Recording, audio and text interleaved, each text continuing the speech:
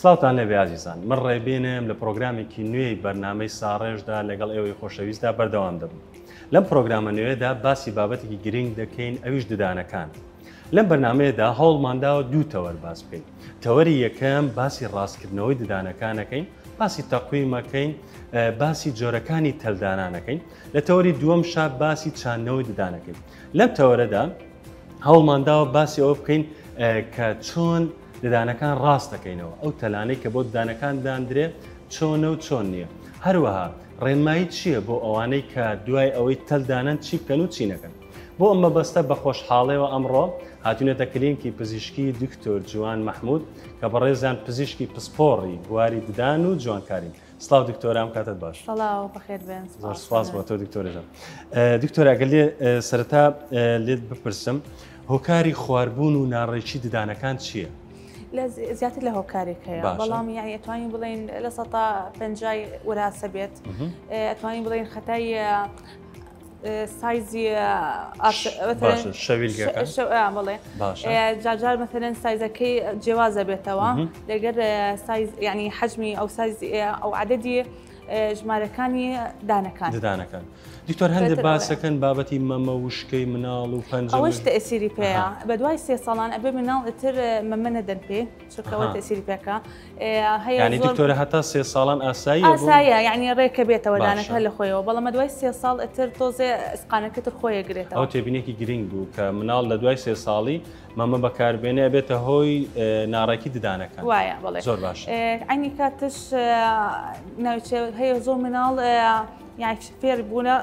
پەنجەی ئەمێژێتەوە، ئەوەش تر نابێتەوە بە دوای 3 ساڵان، یعنی ئەوە زۆر ئەبێتر باوکو دایک ئەبێتر بڵێن ئەوە هەڵەیە نابێ بیکەیتەوە. دکتۆرە بابەتی پەنجەمژی لە مناڵە ددانەکان دێنێتە پێشەوە نییە یاخۆ دانەکە ئەبێت دێنێتە پێشەوە، عینی کاتش ینی ئەمە ئەکاتەوە مەسافە ئەکاتەوە بینی دوودانەکە. پرسیاری ئەوە شەکەین دکتۆرە، هۆکاری بۆشایی نێوان ددانەکان چیە؟ زۆر کەس هەیە ددانەکانی نێوانی بۆشایی هەیە. هەر عینی ینی عینی هۆکاری ئەوانێ، ینی پەنجەی مناڵ پەنجەی ئەمێژێ مەمەکەیە، عینی کاتشان سایزی دانەکە لەگەر دەمەکەیە، ئەو شتانە هەر عینی. زۆر باشە دکتۆر. دکتۆرە بابەتی ئەو ناڕێکیە ئەو خواردبوونی ددانانە کێشەی تەندروستی بۆ کەسەکە دروست دەکات، وەکو جۆری خەو، وەکو کێشەی هەناسەدان، ئەو کێشانە دروست دەکات؟ حقیقتا دروست ناکە، ینی علاقی بە هەناسە و شت نییە زیاد، بەڵام جارجار هەناسە ئەگەر شتێکی غەڵەت هەبێ لە هەناسە ئەوە تەئسیرەکە بەدانەکەوە. بەعضی خەڵکەیان لە لوتەوە ناکێشن، هەناسە ناکێشنە بە لوتەوە بەدەمەوە ئەکێشن، ئەوەش تەئسیرەکە دانەکە دێتە پێشەوە، چونکە کە لە دەمەوە بکێشی تەئسیری بە ناڕێکی دانەوەکە. فجاجار مراجع دێتەوە خەلەلی هەیە لە دانەکانیانەوە، ئەگەر ینی خەلەلیان هەبێ بە لوتیانەوە مەثەلەن جاجار انحرافیان هەبێ، جاجار شتیان هەیە ئێنێرین بۆ ENT یەکەم جا بێ علاجیکە ئینجا ئۆرتاکەی بۆکەین. ENT مەبەستە دکتۆری ئەنف و ئەذن و حەنجەرە. بەڵێ جوڵ. دکتۆرە ئەو کەسانەی کە ددان بینی ددانیان بۆشە بڵین لە کاتی قسەکردنا کێشیان بۆ دروست نابێت؟ بەڵێ بە ئەکسنتی قسەکەیان تەئسیرەکە، یعنی هەیە زۆر وشە ناتوانن بڵێن دووسێ حرفیان هەیە ناتوانین بڵێن مەثەن ئێستاکە ئەکەنە شین ینی ئەم حرفانەیان هەیە، ئەمە خەتای زمانێکیان. ئەوەش هەیە جاجار تەئسیری زمانەکان لاڕژە بێ، ینی سایزەکەی گەورە ئەبێتەوە، بەرەبەرەوە ئەوەش تەئسیرەکان دانەکان دێتە پێشەوە شۆنەکاتەوە بینی دانەکان. باشە دکتۆر، ئێوە لێرە کردداری ڕاستکردنەوەی ددانەکان ئەنجام بدەن وە نیە تەقویمە ئەو شتانەدانە. پێم بڵێت چۆن ئەو کردداراکەن، ینی چەند جۆری هەیە، چۆن ئەیکەن؟ یعنی خۆی زۆر هەیە، بەشگە زیاتر لە براندی هەیە، هەیە ئەڵمانیمان هەیە، سویسریمان هەیە، سینیش هەیە، بەڵام کەنەوە ئەوەی بەکاری دێنی یعنی تقریبان ئێمە لێرە 3 نوعمان هەیە. 3 نوعی سەرەکی ئەوەی معدنی ئەبێتەوە، ئاسنە ستینلە، ئەوە زیاتر تقریبا لە 180 مراجعینەکان هەر ئەوانەیان پێویستە. 180 ئەوە بەکاردێن. بەڵێ چونکە ئەتوانین ئەزانیت چی تۆرکەکی بەخوەتیەوەیە، یعنی ئەو حالاتانە ئەوە تۆز ئەبێ دان ڕاکێشین بە بەقوەتی شت ئەبێ ئەوە هەر ئەوە تەحملی پێ. دکتۆر بابەتێکی تر هەیە وەک نقێمە لە ددانە درێ، ئەویان جۆرێکی وەک نقێمە ها وەک زەنگانەیەکی بچووک ئاوا لە ددانە درێ خۆی ئەوانن، یعنی ئەگەر ئاسن بێ ئەوەیە. هەیە بەعزێکی نەوعێکش پێڵێن سیرامیک ئەبێتە سپی،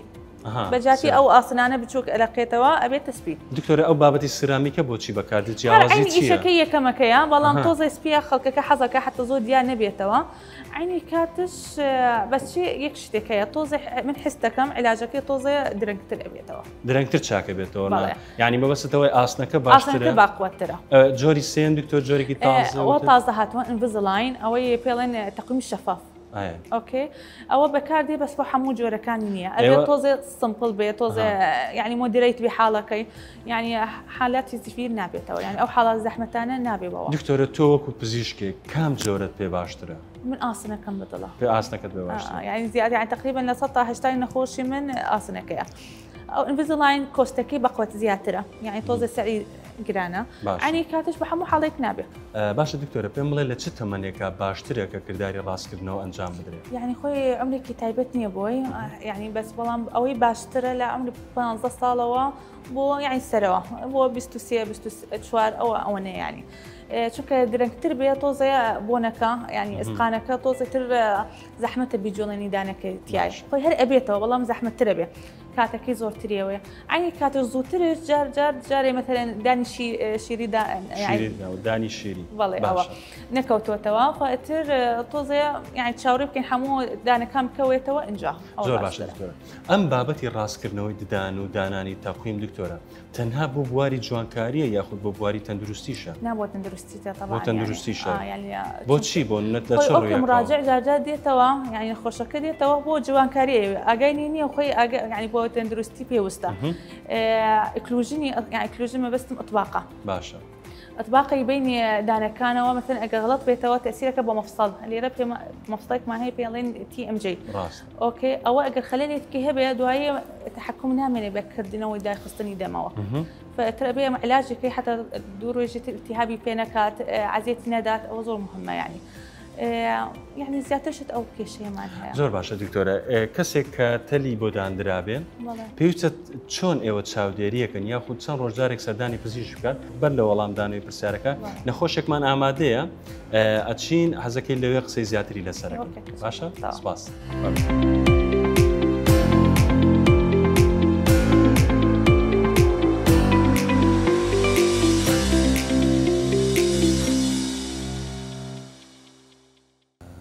دکتۆرە پرسیاری ئەوە ماگەن کە کەسێک تەلی بۆ دانراوە پێویستە چەندێک جارێک سەردانی پزیشک بکات بۆی چاودێری تەلەکەی بکەن؟ بەڵێ ئەوە حسب حاڵەکەیە ئۆکەی بەڵام یعنی هەر 21 ڕۆژ جارێ ئەگەر هەر لە ناو شار بێ نزیک بێتەوە 21 ڕۆژ جارێ بێتەوە بەڵام بەعضە حاڵای کەیدا شارێکی ترەوە هاتوونە ئەوە ئەتوانین ئێمە بە ئیشی خۆمان بهێڵین مەکەن هەر مانگێکونی دوو مانگ بێتنەوە یعنی بەدەست خۆتانە بۆ ئەتوانن یارمەتی بەڵام زۆر درێژە نکاتەوە بەڵام خۆی یعنی ئایدیل ثینک 21 ڕۆژ. زۆر باشە دکتۆرە ئێمە نەخۆشێکمان لێرە لەبەردەسە زۆر کەسەیە پرسیاری ئەوواکە بوون ئەترسێن تەلدا بنن پێیان وایە ئازاری هەیە ئەگەر پێمان بڵێ ئێستا بۆ ناگە لەسەر ئەم نەخۆشە چۆن تەلەکان دانرێ و چ جۆرێکی بەکارێنرێ بەڵە بۆ بابەتە؟ حاليا من معدنێکی دانم ئاسنەکە باشە ئۆکەی ئەوە یعنی ئەو پێڵێن پراکێت وەکی بەم جۆرەیە باشە ئەوە خسەی لەسەر دانەکان یەک دانە سەر دانەکان پێڵێن لێ 6 بۆ 6 یعنی چی پێڵێن حساب کەی لە ناوڕاستەوە بۆ 6 دانە ئێرەوەش لێرەوە حساب کە لە ناوڕاستە دانەکانەوە بۆ 6 دانەی ئەولاوە یعنی مەبەست ئەوەیە 6 دانەی ئەم لا دانرێ و 6 دانەی ئەو لا دان بەڵێ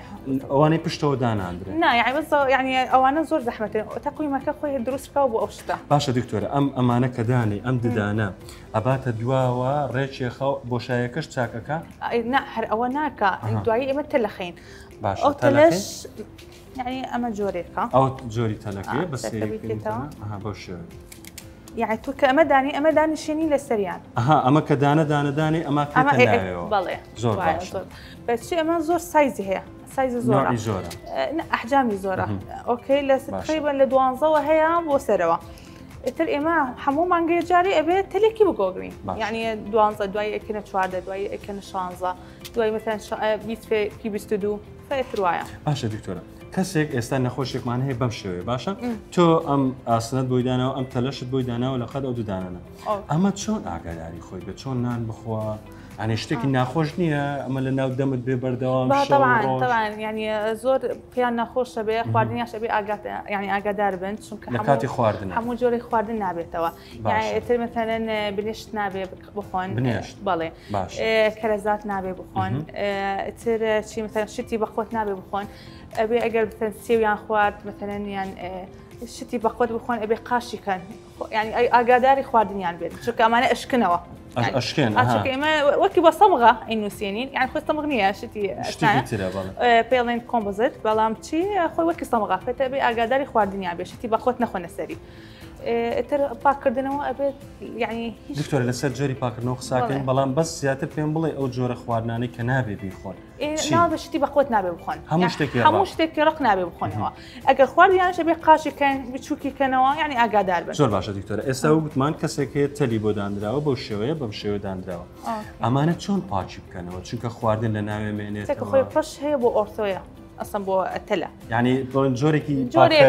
حتى شيء شو كمان تليان خصتوها خواردن امينيت يعني انه سيت يعني فترى بي باكينوا حتى خواردن كلا داتا وبيني تلكو وبيني دانك يعني بس دوي دكتور جوريك فلسي تايبتي بخوي هي وهل بفرشي احتياجش ابيتو او اوش ابيتو بس خوي بتايبتش هي بوي عيني كاتش ابي يعني تنزار بيشون يعني كم تنيش السيجا خوي ابي هر خواردنك بخون ابي باكي كنوا بجا هر خواردنك شو كتل توزه والله وزعتان زور ناخوش براستي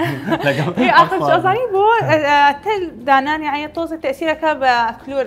كلور دروستكا شو خواردن انه سيتو بتلكا اتر كلور دروستكا فبي اقدر بن يعني زور باشا دكتور باشا استاتو تلك الدانا بو نخوشك باشا واصنانش الدانا نزيكي صالكي بيوستا تشنيكي بيوستا والله حسب هي يعني مراجعه هي من بنو مانك طو يعني كدو مراجعش هي سي صالون جاريه باشا دكتور اما جاري كتير او دانا وايليناتو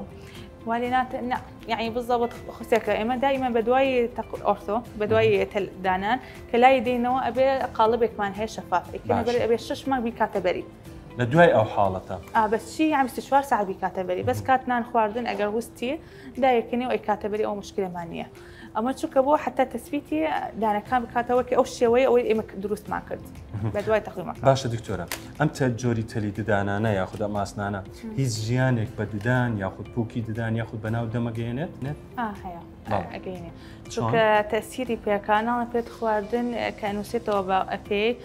توزع التهابي بوكي دانا كاتوا اما يعني نمبر 1 دواي تشيكا كلور درستكا اگر بيتو باك نكريتوا حتى اگر باكريتوا يعني اظنيت شي هات طبقيه كمينيه اگر حسي فيها كان جاجات طبقيه لبان دان وكي طبقيه سبيب دروستكا فيلين بلاك او بلاكا شيكا تأثيرك ببوكي دان التهابي بيكات توزا رزشني بوكا رزشني ما بستم يعني بوكي دانك أشيت السروا يعني نامينيا أشيت السروا بالله ياخذ ديتا خوار وش دانك ديتا بيش أوش تأثيرك يعني أوش تاني أكاد وكلورش يعني أكاد توزا جاجر بونك على دم يعني أوش تاني زور باشا دكتور أقل بين السرقة وبابتانا كهميان بيوسن ببابتي تقويمه ليرة أو أوابينم بالله أويان أجر باسي أو بكي بالله أما بيلين لاستيك أما بوك هنا ليش لاستيك أول شيء كأمانة خيط داني دكتورة زور باش كأمانة خيط بس دانك دواي تلك أخيط بتشي تلك أنو سيني بوا يكم جار أم أسنان دانين لقد كان داني دواي تلك داني دواتر تلك داني إيه أما شلون بنوسيته وبمنوسيته بداني بمعنى نوسين هدفه زور باشا دكتورة أول شان هل بهما شيء بس شفافة ونيا والله زيادة شد كان حزيان برنجا كل كان حزيان برنجا بوس بيه زور باشا دكتورة تو رنمايت شيء بو أو كساني كتلي دانيان داناو يعني تشيب كان تشينا كان بونمنا يعني خوتنيان دواي كتليان دانا بالله بس اغاني لخواردني يعني به باشا يعني خوتنيان شتيان تاثير ناكا اخلاقينيه بس اغاني لخواردني يعني به باكدنوي داني يعني به يعني خاصة الدوسية روج بداية طوز الزغطة بيسردانك أجل أزال يعني به طوز مسكنك وخن بسيطة لونه تو هر أون ده توشي التهابات وشتي ددان جنان بوي أو حالته نا أجل أغاني به نا باش زور باشا دكتورة بەڵێ عزیزان لەم ئەم جارە ئەم تەورە تەواو بوو سپاس بۆ دکتۆرە جوان کە لەگەڵمان بوو سپاس بۆ ئامۆژگاری ڕێنمایەکانت ئەچینە تەوەری دووەم باسی چاندنەوەی ددانەکەی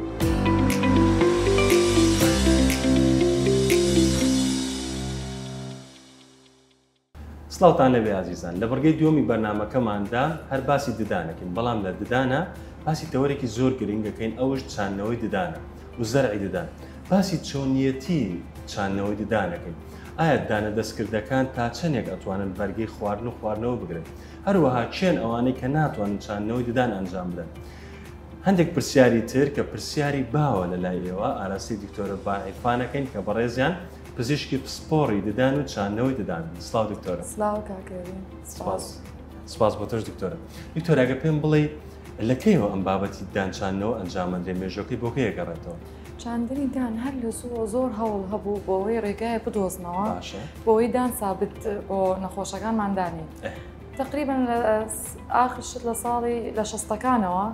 دەستیان پێکرد بە چاندێنی دان وەلای ئێمەش تقریبا 10 ساڵێ 15 ساڵە پێش ئیستا گەیشت دەستمان پێکرد ئیش پێکەی دکتۆراگە پێم بڵێ پرۆسەی ددانچاندنەوە خۆی چییە و بۆ چێ ئەنجامەدرێن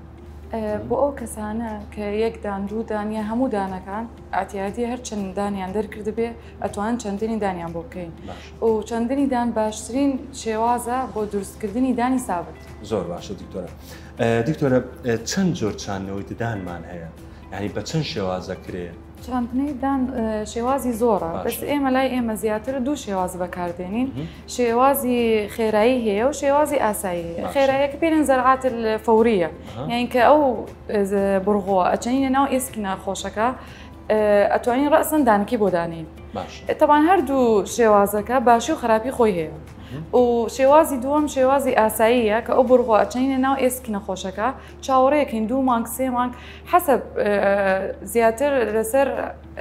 ئێسکی نەخۆشەکە چۆنە چەنێ بە قووەتەکەی چەنێ بەخۆتەیە دکتۆرە جیاوازی نێوان ئەو دووە چییە ینی فەوریەکە چیە و ئەتیادەکە چییە فەوریەکە ڕەسەن ئەتوانێت دانەکە دانێت چاوەڕێ ناکە ئەویتر نا 2 مانگ 3 مانگ بەعزجا بۆ 6 مانگیش چاوەڕێەکە ئێوە خۆتان هەڵێ بژێرن ینی ئەمە فەوری پێویستە یا ئەمە ئەتیادی ئەکیت ئێمە دوای ئەوەی نەخۆشەکە لە کلینیک فەحسی ئەەکەین ئەینێرین بۆ ئەشعای خاصەیە 3Dە بۆ چاندنی دانا سێری ئەو ئەشعای بۆچی بەکاریدێنین زیاتر بۆ دیاریکردنی جۆری ئێسکەکە بزانین پانی و درێژی و ئێسکە لەو شوێنی کە دانەکەی دەرکردو چەندێکە ینی ئێوە بە پێی جۆری ئێسکەکە فەوریەکە و ئەتیادەکە چەندێ بەقوت بێ ئەتوانین فەوریەکە دانین باشتر دکتۆرە ئەوەی زیاتر چاوەڕێکین فەوریەکە ئەوەندە حەزمان لێ نییە دکتۆرە لێرە بڕڕیەکەت داناوە پێم بڵێ ئەم بڕڕیاکەنە ناو ئێسکەکەەوە بۆ بڵێ ئەمە ناو عزەرعا فەوریەکەیە ئەمە ئەگەر بیدینی ئەم بەشەی ئەکەینە ناو ئێسکی نەخۆشەکە ئەمە عینە شێوەی دروستکردنی زەرعەکە عینە شێوەی ڕێگی دانی خۆمانە لە مادەی تیتانیۆم دروست ئەکرێت دکتۆرە ئەمە لە ناو ئێسکەکە چەندێک بمێنێتەوە ئاساییە چەندێ بمێنێتەوە ئەوەندە باشە خۆی لەگەر ئێسکەکە بۆیە لە مادەی تیتانیۆم بەس ئەو مادەی اختیارەکەی ئەی ناتوانین مادەی تیتانیۆم زۆر مادەیەکی تایبەتە لە 100% قابلی هەیە بگونجێ لەگەر لەشی مرۆڤە کە ئەیچەنینە ناو ئێسکی نەخۆشەکە ڕەسەن لەگەر ئێسکەکە بنە یەک پارچە یعنی فترەیەک ئەمێنێ و بنە یەک پارچە باشە دکتۆرە ئەمە چەند جەرسەی پێویستە هەریەک لەمانە بۆ ئەم بابەتی زەرع یاخود زۆر جار نەخۆش هەیە پرسیاری ئەوەکە ئایا ئازاری هەیە بند چۆنەکرێ چکە زۆرم بیچوە نەخۆش هەیە ئەوێ دەدانی زەرعەکە بەڵام لەبەر ترسەکەی ناوێرێ ئەنی ئەو ترسەی هەیە بەو شێوەیە نا زۆر ئاتیادیە زۆر ئاساییە ئێستا زیاتر تەکنیک تازە دەرئەچێ ڕۆژ بە ڕۆژ تەکنیک تازە دەرەچێ ئاسانتر ئەبێزە ئەیدان تقریبا لە 199 کەیسەکان هەر بە بەنجی مۆزوعی ئیشیەکەین ئەو بەنجە مۆزوعی کە دانی پێدەرەکەین دانی پێپڕەکەینەوە هەر بۆ بەنجە بەکاردێنین نەخۆش زۆر جار ئەترسێ لەوەی کە باسی ئەوەکەن بڕغیەک ئەکرێتە نێو ئێسکی ددانەکەەوە ینی ئەمێ ئەو ڕوون بکەیتەوە بۆ منە ئەم ئێسکی ددان بڵێن ئاوا بێکچێتە ناو هیچ ئازاروشتی نییە بۆ هیچ ئازاری نییە ئەتوانی بە دوو تەریقی ئیشکەی تەریقی عملیاتی بۆکەی دوای بەتەقەڵ ئەیدوریتەوە یان ئیستا تەکنیک تازە دەرچووە پێڵێن سێرجیکەل گاید وەک پلێتێکە دروست ئەەکەی لەو شۆنە مثلەن لێران 3 دانمان ئەوێ زەرعەکەین شوێنەکانیمان دیاری کردووە ڕەسەن زەرعەکان لەوێ دانی تقریبا ئەگەر ئەم تەکنیکە بەکاربێنین بە 5 دقیقە ئەتوانین 3-4 دان زەرعەکەین زۆر تەکنیکێکی تازە لێرەش بەکاری دێن زۆر باشە دکتۆرە پرسیارێکی تر هەیە ئەوەی کە چێن ئەوانی کە ناتوانن ئەم زەرعە ئەنجام بدەن ئەنجا چه فەوریەکە بێ و چه ئەتیادێکە بێ زیاتر ئەوانەی لە خواری هەژدە ساڵ ناتوانین بۆیان بکەین لەبەر ئەوان لە مەرحەلەی گەشەن ئەبێ لە هەژدە ساڵەوە دەست پێکەین ئەتوانین بۆیان بکەین ئەوانەی نەخۆشییان هەیە لە ئێسک نەخۆشی ئێسکانی ئەوان ناتوانین بۆیان بکەین ئەوانەی نەخۆشەکان ژێر پەنجە حتا عیلاج خۆیان وەرەگرن مەناعەتیان ئەگەڕێتەوە بە قوت ئەبێ اینجا ئەتوانین هیچیان بۆ بکەین. باشە ئەی بیستومە دکتۆرە نەخۆشی شەکرش کاریگەری هەیە لەسەر بابەتە؟ نا هیچ کاریگەری نییە ئەوانەی کە حالەتیان کۆنتترۆل بێ بەس ئەوەی کۆنتترۆل نەبێ نابێ زەحمەتە. باشە دکتۆرە ئەی جێگرەوەی ئەو بابەتە چییە؟ ینی کەسێک کە بۆ منە نەخۆشی شەکرەکەی کۆنتترۆل نییە ئێوە چی بۆکەن ینی ناتوان زەرعی بۆکەن شتێکی تر هەیە مثلا جسری بۆ بکەین باشە یان قالب متحرکی بۆ بکەین ئەوانەی ئەمە قالب متحرکە